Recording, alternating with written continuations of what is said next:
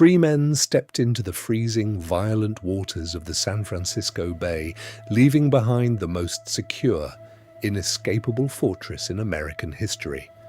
Frank Morris, along with brothers John and Clarence Anglin, had just pulled off the impossible. They escaped Alcatraz. But what happened next remains one of the greatest unsolved mysteries of all time. Did they actually survive the night, or did the brutal, pitch-black ocean swallow them whole?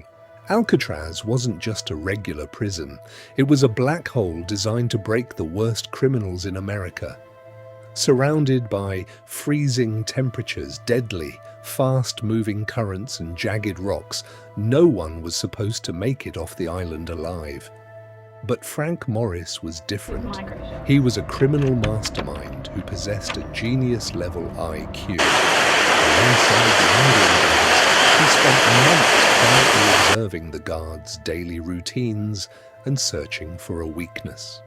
Eventually, they realized that the prison's aging, salt-damaged concrete walls were their only ticket out. If they could just get through the concrete, the impossible might actually become a reality.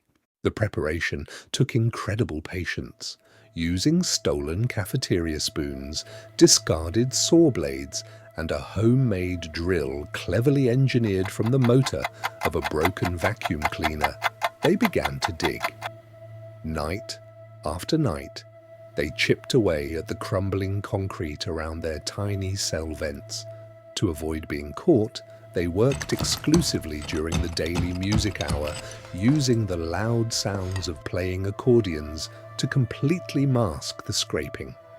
To hide their slow progress from the guards, they crafted fake vent covers out of cardboard and green paint. Behind those walls lay an unguarded, dark utility corridor. It became their hidden workshop. But to actually escape the island, they needed a massive head start. Time meant everything, and they had to fool the night guards into thinking they were asleep in their beds. In a sheer masterstroke of deception, the three men created incredibly realistic dummy heads. Using a mixture of toilet paper, soap, and real human hair swept up from the floor of the prison barbershop, they sculpted faces. They placed these fake heads on their pillows. In the dim, shadowy light of the cell block, they looked exactly like sleeping men. Meanwhile, high up in the secret corridor above their cells, they were assembling their ultimate getaway vehicle. Over several months, they secretly stitched and glued over 50 stolen raincoats together, carefully creating a makeshift inflatable raft and homemade life vests. Finally, on the dark and foggy night of June 11th, 1962, the master plan went into motion. The three men squeezed through their tiny wall vents for the very last time. They climbed 30 feet up the prison's plumbing system to reach the roof.